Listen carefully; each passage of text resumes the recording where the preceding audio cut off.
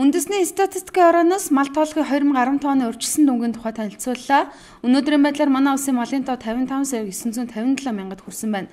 Цэргийн бүтцэд адууны эзлэх хувь 0.1-ээс 0.2 пунктээр өсөж, хонь ямааны харин 0.1-ээс 0.2 пунктээр буурч, тэмээний эзлэх хувь өмнөх оны түвшинд байгаа юм а. Хамгийн олон мал тоолсон аймгаар Өвөр хангаа шалгарч, Төв Хөвсгөл, Баянгор аймагуд араас нь жагсжээ.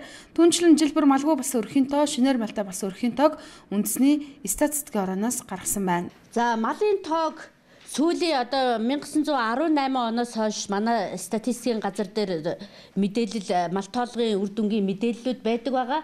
За ингээд олон жилийн динамик үзүүлэлтийг аваад явах юм бол 2015 онд малын тоо 58,958 мянган болж одоо хамгийн дээд хэмжээндээ бол хүрээд байна. Энэ хамгийн олон өвөртэй аймаг Архангай, олон тэмээтэй аймаг Мөн говь, олон хоньтой нь Архангай, хамгийн олон ямаатай аймагаар Баян-Онгор гэд хамгийн нэг чумын тодруулж чадсан байна. Мөн малчин өрхийн тэргүүний боловсролын түвшнийг ч ангилжээ. Тодруулбал малчин өрхүүдийн тэргүүний 42% нь суур боловсролтой, 30% нь бага боловсролтой, 1.9% нь дээд боловсролтой байгаа юм а.